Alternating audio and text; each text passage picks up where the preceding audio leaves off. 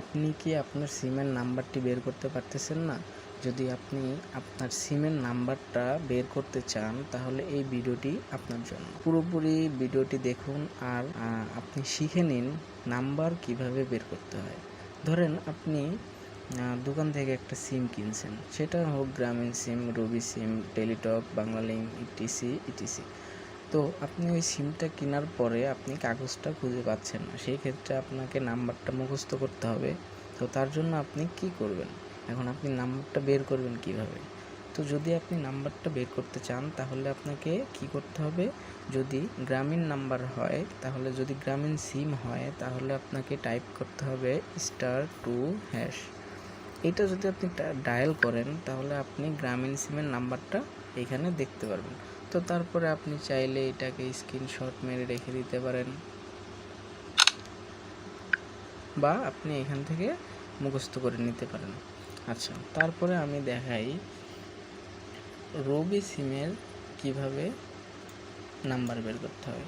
রবি সিমের জন্য কি করতে হবে? *140*2*4#।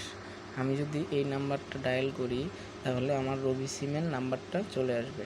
আমি আবার বলতেছি *140*2*4#। এই নাম্বারটি যদি আপনি ডায়াল করেন তাহলে রবি সিমের যে নাম্বার সেটা চলে আসবে। তারপরে আমি দেখাচ্ছি এয়ারটেল সিমের নাম্বারটা কিভাবে বের করবেন। *121*6*3#। তো আপনি যদি *121*6*3# যদি আপনি এইটা ডায়াল করেন, এই নাম্বারটা ডায়াল করেন, তাহলে আপনার এয়ারটেল সিমের যে নাম্বারটা আছে সেই নাম্বারটা চলে আসবে। তো আমি এখন দেখাবো বাংলালিংক সিমের নাম্বারটা কিভাবে বের করতে হয়। বাংলালিংক সিমের নাম্বারটা বের করার জন্য আপনাকে *511#।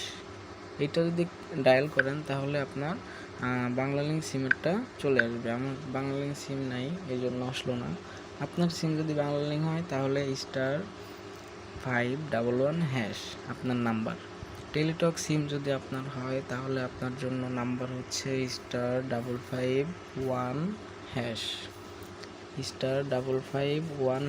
আজকের মতো এই পর্যন্তই। সবাই ভালো থাকবেন আর আমার চ্যানেলটি সাবস্ক্রাইব করে পাশে থাকা বেল বাটনটি বাজিয়ে দিবেন। আসসালামু আলাইকুম।